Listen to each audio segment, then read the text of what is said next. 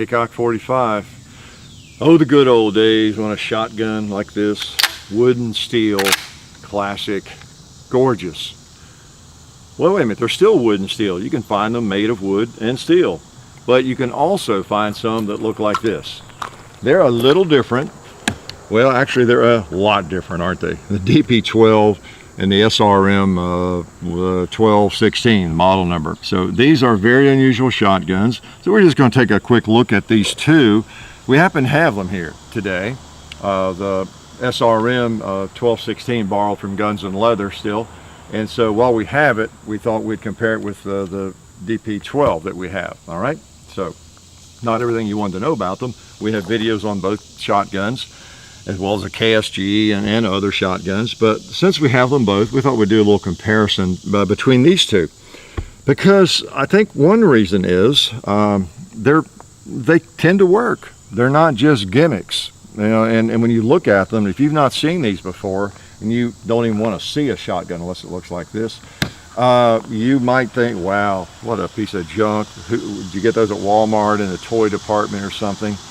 Well, we've shot both of these a fair amount, and they tend to work. So for however strange you think the design is on both of these, you know, they work and they do what they're intended to do. They function the way they're supposed to. That's been our experience, okay? With the DP-12, we've shot that quite a bit, 2 or 3 videos with it.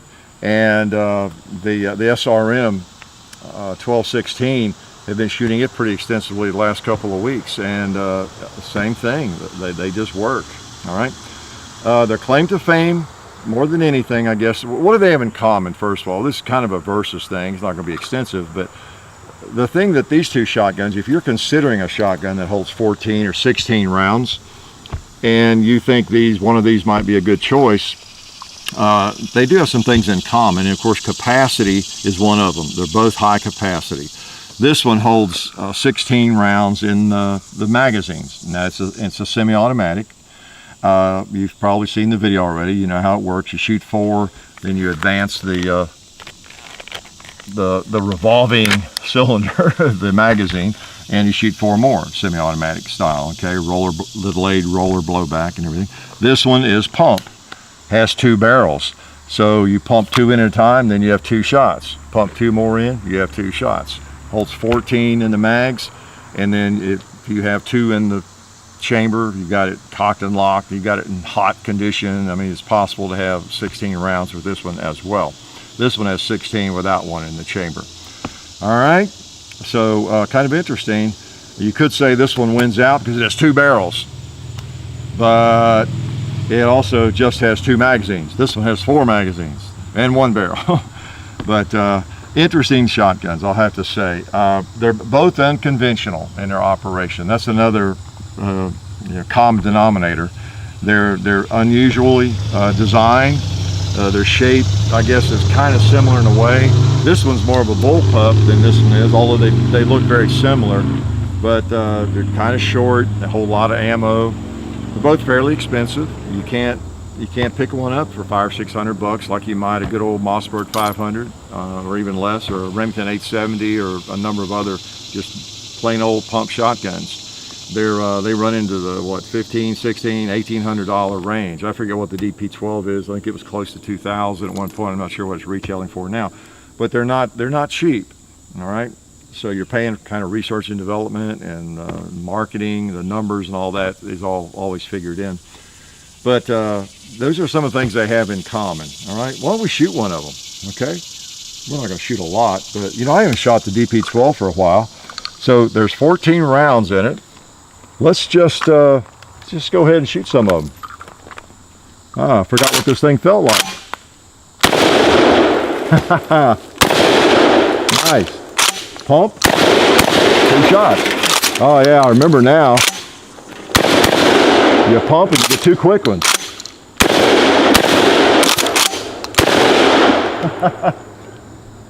Okay, I think I didn't shoot one, did I? I remember doing that before.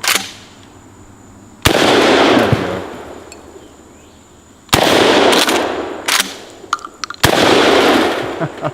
I think it might be empty finally. Yeah, Yeah, they shoot a long time. I haven't shot it for a long time.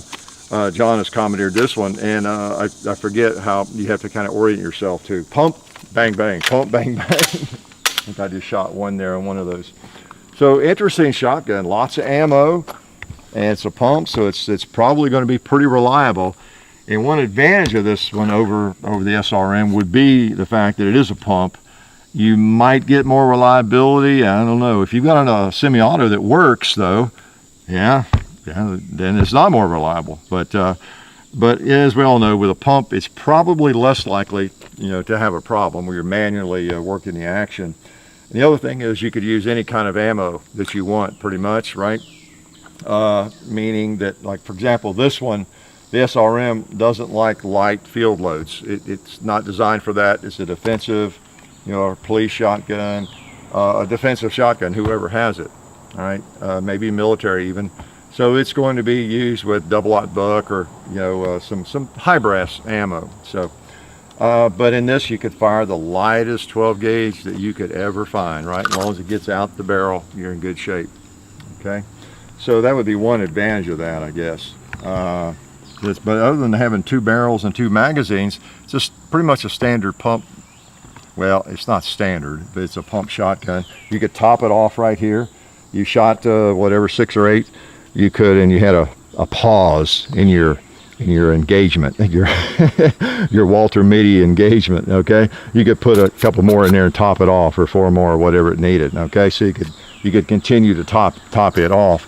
That's something you couldn't do with this one as much, the SRM. Okay, now if you had another magazine, you could, couldn't you? If you had a spare tubular magazine, the 4.2 mag in your pocket, then you certainly could top it off. All right, so just something to keep in mind. So reloading is a little different on the 2 firearms and capabilities, and in the kind of ammo you can use. Now I've got this loaded up with some high brass number 4 buck, so it's got some serious ammo in it. Let's go ahead and shoot it out. All right, I think it's fully loaded. Safety's on. There we go. So we'll finish off these few targets we have here. All right. Safety off. Another one.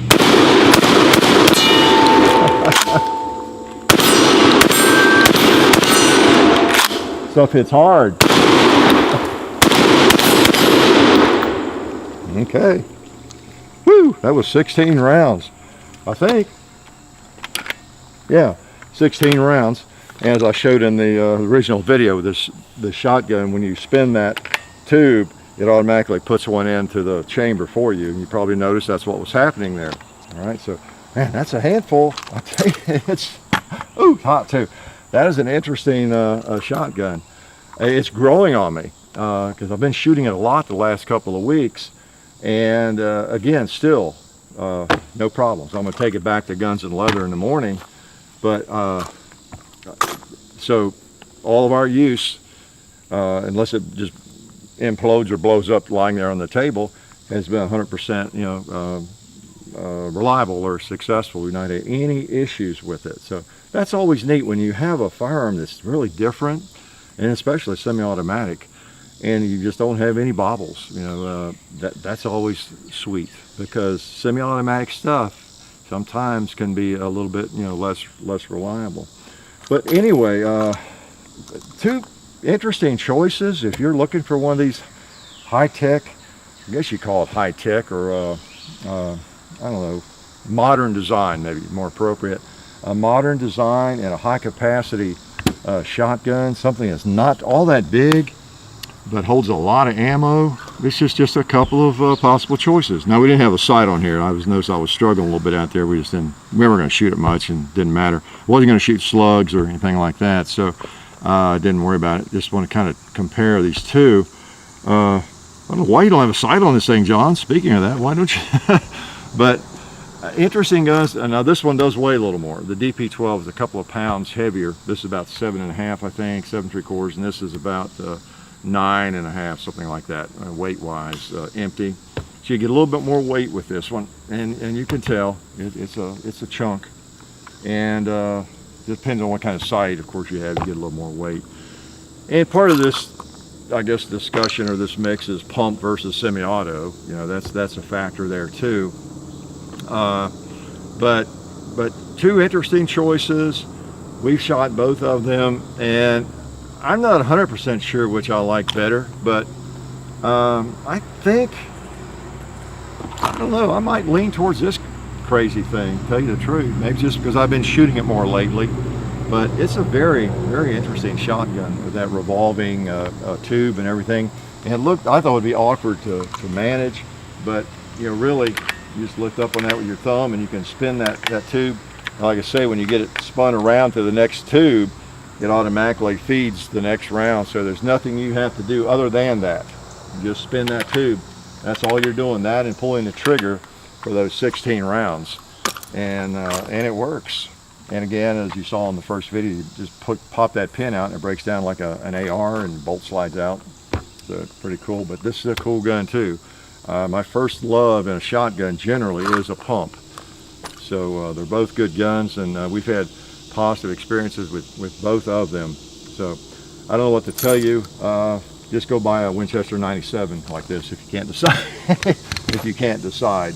But if you're looking for one of these modern designs and a high capacity, a short shotgun, I think you would do well with either one of these. Again, get your wallet out, get ready to dig deep into your wallet. They're not cheap, but they're pretty cool guns. So that's about all I've got. Just thought since we had this one here, would give you a little comparison. Life is good. Since I'm still here, let me thank SDI for all their help. SDI is a fully accredited online gunsmithing school. Check them out at sdi.edu. We'd also like to thank Bud's Gun Shop and Federal Premium for all of their support. You can find us on Full 30 also now, and you can find the links to our Facebook pages and the other YouTube pages in the description of any video. So I invite you to check out the description in every video or any video. You'll find what you need to know, and you'd better do it.